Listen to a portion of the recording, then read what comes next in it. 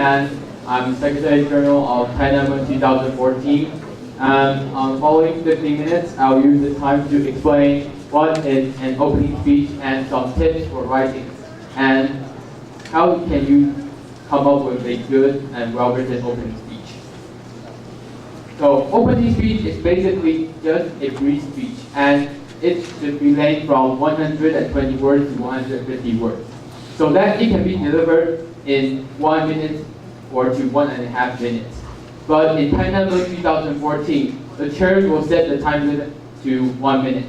And if you guys, the time has expired, the church will ask you guys to make your concluding statements or just let you leave the podium.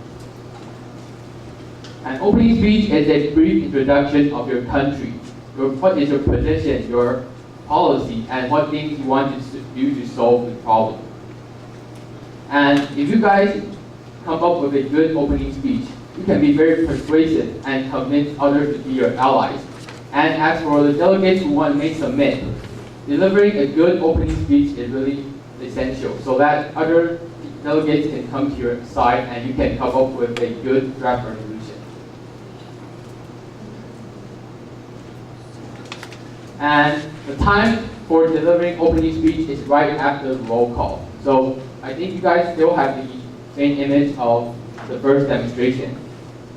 And after opening speech, it is lobbying time, so that delegates can know what your country's policy is and who to cooperate with. And to start an opening speech, chairs will recognize delegates in certain numbers and in alphabetical order. For example, it's in order of A, B, C, D. And in TAINANMUN, the church will recognize delegates in a number of 5. And after the delegates finish their opening speech, you guys have to remain in the line and stand beside the podium, so the chair can entertain rights of reply, and I'll explain later.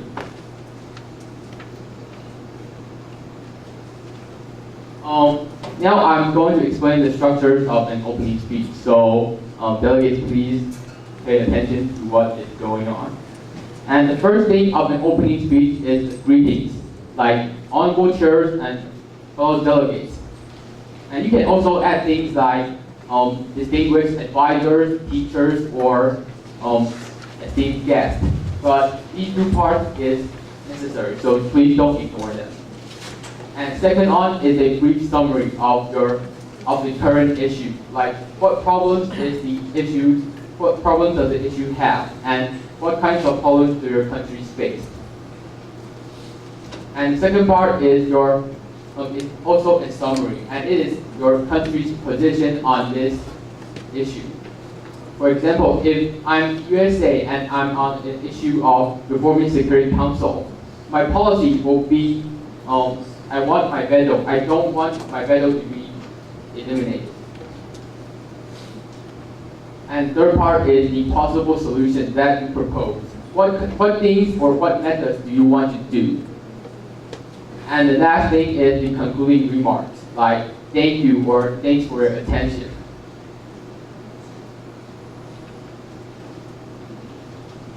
Okay, this is an example of an opening speech. So, delegates, if this word is too small, please tell me so that I can make it clear.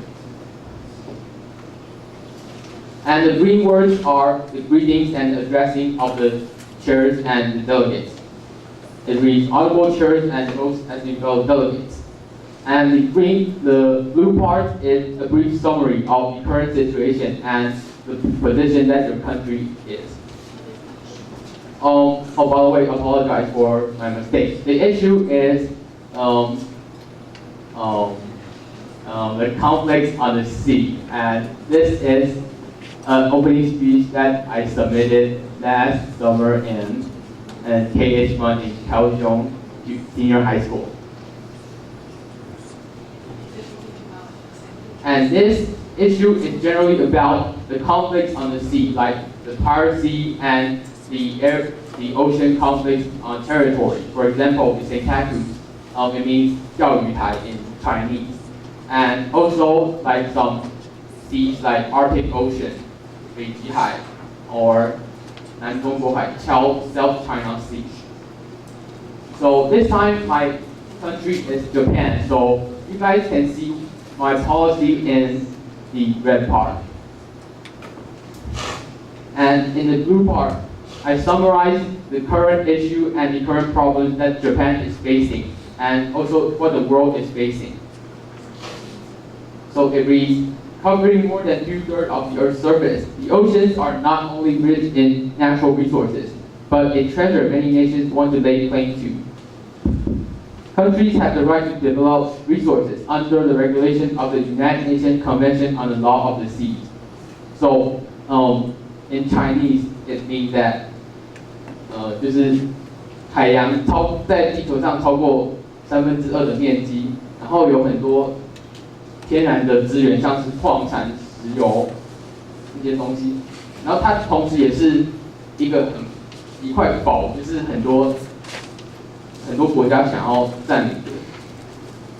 但是那个 country 他们有那个权利来使用那些资源，是根据联合国海上公约 United Nations Convention of the Law of the Sea， 就是联合国海上公约。However, tension has been escalating due to overlapping of claimed borders in areas such as the Arctic Ocean and the South China Sea. 然后这个地方 it means that 就是有很多纷争在升高，因为很多 cross borders 就是边界重复的意思。My Chinese isn't good either. 就是因为像是在北极海或是南中国海那边。So this part is basically a summary of the present situation and the issue. And the red part is what my solution is, what my countries want to do. 就是我是日本，那我要做什么？我的政策是什么？ And it reads, a peaceful negotiation platform must be established to solve the issues. Under the Okinawa Reversion Treaty, Japan rightfully and realistically has the sovereignty of the Senkakus. Concerning the critical situation of piracy, the delegation of Japan will provide any and all appropriate and necessary assistance for vessels from all nations endangered by such crimes. And from this part, you can know what I'm going to do in this conference. 就是我想要设立一个平等而且和平的沟通的平台，来解决这些纷争。然后 from the next sentence, under the Okinawa Reversion Treaty to the end, to the of the Senkakus. This part 就是我在重申我 Japan 我主权的问题，因为应该大家都知道，在钓鱼台纷争 ，Japan 是一个很重要的国家，而且它现在是想要维护它领土的完整。So this part is basically what I'm going to do, what the Japan's policy is. And from the concerning the critical situation of piracy to all nations endangered by such crime. This is my policy on piracy. This is what I'm going to do on the issue of policy. So these are the two sub-issues from the general issue. Yeah. And from this part, you can understand what my positions are, and you can know whether you want to be my ally or be my enemy. And the the lighter blue words. Finally, the delegate of Japan sincerely hopes that every country contributes to world peace and the future of human beings. Thank you. This is the concluding remarks of my opening speech. So you guys can say that some like 就是感性文或是这种 words that you want to call upon to the house. And the last is thank you. This is basically the conclusion. And 这个红色的部分事实上这个 opening speech 是一个国家只有一个 opening speech， 就是有个国家会有2位代表，但是这2位代表只要1位上台。opening speech 我们称为开幕致辞，所以一个国家你可能一个 delegation 有2位代表，但是一个国家只要1位代表上台做开幕致辞就可以。可是因为有2个议题，所以在红色的部分，第一个部分讲的是海洋权的争议以及那个日本的立场。那从 concerning 开始，第2个议题是海盗，就是 piracy 的部分。所以你的 opening speech is supposed to cover both. But if you insist on talking about only one issue, it's okay, it's acceptable. 好，所以在你的针对2个议题，分别用1句话讲一下你国家的立场，以及你国家所提出来可能的解决方式。那也有可能你说我只要讲1个，那也 OK， 因为我们怕的是同一个国家会不会你们换来换去之后来自不同的学校，不容易统合。好，所以也可以接受。Okay, thank you, May. The next part is my personal advice to a person that is going to deliver their opening speech. And the first thing is to keep a good level of eye contact and maintain a good body language. You have to look at the audience and look at other delegates that are under the podium so that they can focus on what you're going to talk about.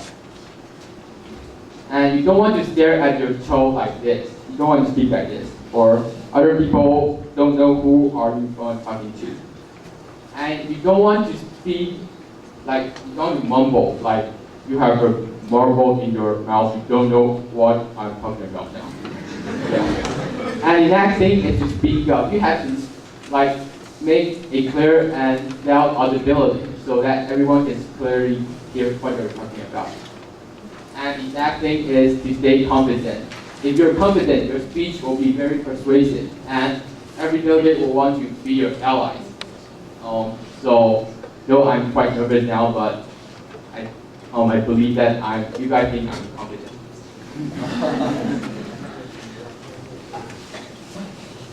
And now I'm going to talk about rights of reply. Rights of reply is basically after opening speeches, after the few numbers of delegates that have finished their opening speech.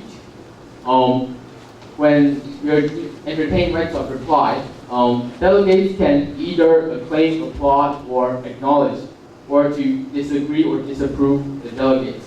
For example, if I agree to the delegate that just delivered their opening speech, I will say something like, the delegate surely agrees with the delegate of blah, blah, blah, and would like to cooperate with him on submitting a great resolution. Or you can disagree him, like the delegate of blah, blah, blah, disagree with the delegate of blah, blah, and firmly believe that this resolution is too idealistic and cannot be put into action. And you can also use rights of reply to find your allies.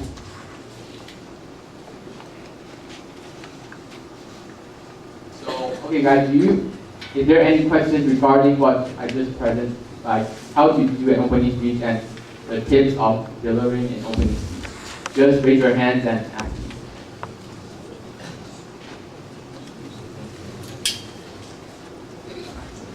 Okay, 好，稍微说明一下 rights of reply。在开幕一开始的时候，各国代表会发表你们的开幕致辞，然后讲一下你对2个议题的立场。那五位代表讲完之后，我们其他的代表就可以针对这5位代表所发言的内容做出回应。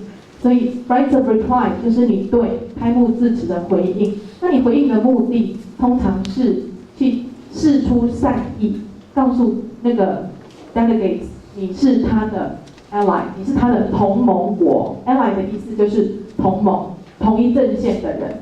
但是你也可以告诉他，你所说的立场我不同意。那在这个同时，你也是告诉他，我不同意的同时，可是你告诉其他的 delegates， 我是站在他的反方。那这样在下面的同学的 delegates 就可以知道 ，OK， 目前看到2个阵营，那我的国家应该站在哪一个阵营？